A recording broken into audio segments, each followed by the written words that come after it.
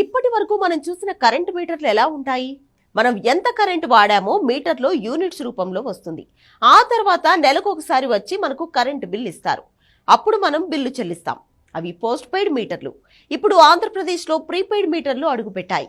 ఆంధ్రప్రదేశ్ రాష్ట్రంలో మొదటి smart meter విశాఖలో ఏర్పాటు చేశారు. ఆంధ్రప్రదేశ్ రాష్ట్రంలో మొదటి స్మార్ట్ మీటర్ను తూర్పు ప్రాంత విద్యుత్ పంపిణీ సంస్థ విశాఖ ప్రజారోగ్య శాఖ ఎగ్జిక్యూటివ్ ఇంజనీర్ కార్యాలయంలో ఏర్పాటు చేసి సరికొత్త చరిత్రకు శ్రీకారం చుట్టింది. ఈ స్మార్ట్ మీటర్లను తొలుత ప్రభుత్వం కార్యాలయాల్లో ఏర్పాటు చేసి వాటిపై పూర్తి స్థాయిలో అవగాహన వచ్చిన తర్వాత ఇళ్లకు ఏర్పాటు చేస్తారు. వీటి పనితీరు పూర్తిగా భిన్నంగా ఉంటుంది. ఈ మీటర్కు మనం ముందుగానే రీఛార్జ్ చేసుకోవాల్సి ఉంటుంది. అందులో బ్యాలెన్స్ ఉన్నంత వరకు మాత్రమే మీటర్ నుంచి మనకు కరెంటు వస్తుంది. బ్యాలెన్స్ అయిపోతే కరెంట్ ఆగిపోతుంది.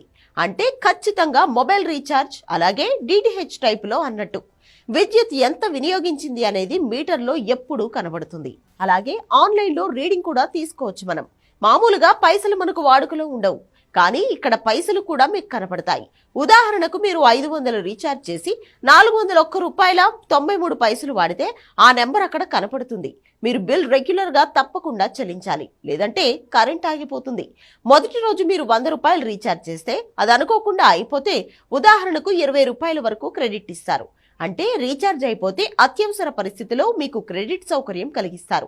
తర్వాత రీఛార్జ్ చేసినప్పుడు అవి కట్ అవుతాయి. యూరప్, అమెరికా, ఆస్ట్రేలియా దేశాల్లో ఇవి పూర్తి స్థాయిలో అందుబాటులో ఉన్నాయి. బిల్ ఎగ్గొట్టే అవకాశం 100కు 100% ఉండదు. కరెంట్ లైన్ బిల్ కట్టలేదు అని ఆపేస్తే లైన్మెన్ కి ఫోన్ చేసి వైర్ కల్పమని అడిగే సీన్ ఉండదు. రీఛార్జ్ చేస్తేనే కరెంట్ వస్తుంది.